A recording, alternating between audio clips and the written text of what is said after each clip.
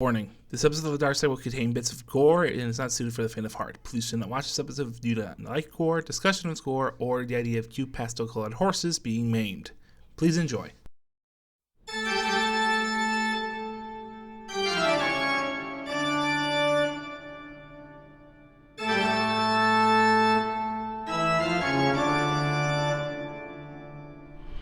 In January 2011, an infamous Brony fanfiction called Cupcakes was released to the community by someone under the alias of Sergeant Sprinkles.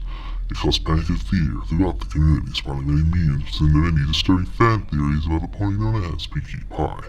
Its fame is unprecedented, spawning many alternate endings, fan games, knockoffs, and creepy fan art of everyone's favorite pink pony getting that special ingredient for her, Cupcakes. In 2016, for his Nightmare Night/Halloween special, the Brony reviewer Creature Man offered his thoughts on the infamous tale. The story is absolutely freaking hilarious!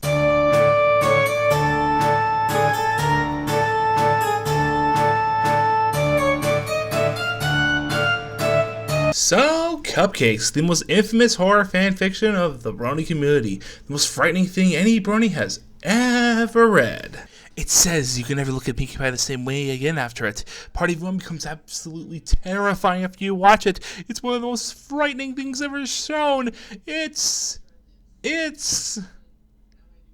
Guys, this story is freaking hilarious, but before we get into that, let's get into what a Stepford Smiler is. A Stepford Smiler means that there is someone who acts happy, but they are really hiding a secret darkness underneath. The term comes from the movie The Stepford Wives, which is a story where all the men in the town replace their wives with machines and robo-wives and act happy all the time, and because, well, that's what they are programmed to do. So how does it apply to Pinkie Pie in today's topic? Well, it's because many people think that Pinkie Pie is someone who is, well, too happy. And deep down, she's either clinically depressed or someone who is mentally unstable. And with some of the stuff she's done... Oh, they're not so bad.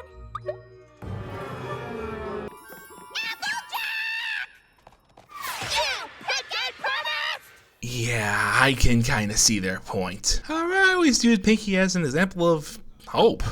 More so than any of the characters, she's the only one whose ideas tend to be for a brighter future. If we saw her head, it'd probably look like a world made of sugar and rainbows and all that bright and colorful happy stuff. As for her sometimes more frightening moments, let me remind you of a few scenes. Hi, girls! I'm so excited! I'm so excited! You're going to love me! A hunk of ricotta? Do I look angry? All the main six have had moments where they have done something frightening or downright heinous. Saying Pinkie Pie is the lone wacko in the group is actually kind of laughable because in their own little way, every member of the main six is a bit unstable. Anyways, enough about that. Let's talk about the story itself. Actually, the story itself is pretty straightforward. Rainbow Dash goes to help Pinkie Pie bake. Pinkie Pie gives her a drugged cupcake, and it slowly mutilates her, torturing her to death in the most horrific ways. All, by the way, staying in her happy, cheerful character as she does it. She thinks it's like a game she likes to play, especially with the cloak made out of humor she got from skinny ponies. Now, before I continue, let me first state this. This and maybe, possibly, the Rainbow Factory will be the only bits of fanfiction I will review.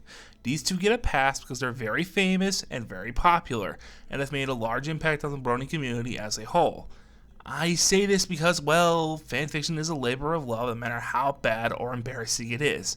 Whether it be this, a fanfiction designed to scare the living daylights out of you, or some of my fanfictions, which have ranged from self-indulgent power trips, idolizations of villains, and some, questionable content. The point is, fanfiction is showing love for the show, even if it's not all that good. Now on to Cupcakes and what I thought about it. And my thoughts on the most infamous Brony fanfiction out there is... This is the funniest piece of Drek I have ever read. Now, I know saying that will get me shot at. That was hyperbole! If in case you haven't noticed, I do that quite a bit! However, I did not find this scary. I found this to be downright laughable. It's not that I find torture funny. It's not that I find Pinkie's wisecracks to be funny or anything like that. I find it because, well, this thing was just trying so hard to be shocking that it loses whatever is supposed to make it horrific or terrifying to hilarious over the top. it just loses all its fear. Let me put it to you another way.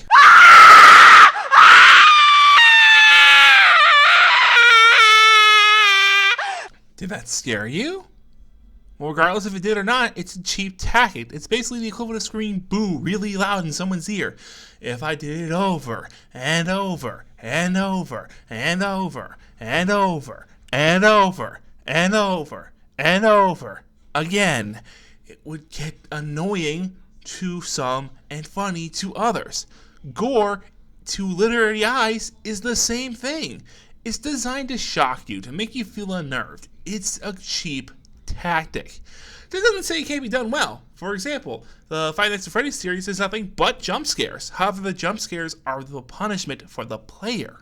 They are designed to make you jump and then push you on the edge to make sure whatever you do is in your power to not make the creepy looking robot scream in your face again, thus creating tension and fear. It's why, though it uses a very simple tactic, it's actually a very decent quality horror game. Gore can also be effective as well.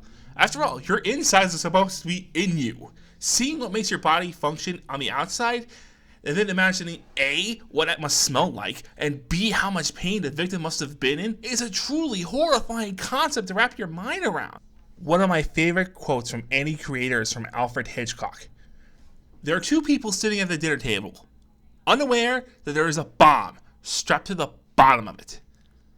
The real horror for the audience is when the bomb doesn't go off. Unfortunately, I felt Cupcakes was lacking so much in the subtle department that it became embarrassingly hilarious. It was way too in your face from the author describing in detail how much pain poor Rainbow is feeling, to peaky spy humor being twisted to dark comedy, so it sounds like she's completely out of her mind. As if dicing up her friends was something that didn't kind of indicate that. It felt like it was trying so hard to be shocking, but it was failing to do so in all forms. I kept wondering to myself why every pony was scared of this thing. Here's the funny part. Do I think it's all a big failure? No, there's actually something that's actually kind of unnerving about the whole thing. When Rainbow first wakes up and finds Pinky's little lair, and there's nothing but silence so far, and we're left to wonder, what's going on? Why is this happening? What is Pinky up to? And then she started talking. The minute she began talking, the story became laughable, and it was like reading a bad Nightmare on Elm Street sequel. So basically every sequel besides 3 and 4. Now then, how would I have made it better? Well, here's what I would have done. Have Pinkie Pie lace Rainbow's cupcake. Have her famous cutie mark skin coat. Have her griffin skull on her head. Have her smiling the whole way. But, and this is a big but, don't have her say a word. Have her torture Rainbow in the same manner. In fact, in the exact same manner. But have the normally bombastic and loud party pony be stone cold silent as she does it. Just smiling and grinning while she mutilates someone who's supposed to be her closest friend. Have her make the cupcakes out of Rainbow's body. And then, only then, can she say her one and only line. Still in character. Who wants some cupcakes? End of story. Have a happy and safe Halloween/Nightmare night. And as always, that's all I gotta say. Creature of the night, out.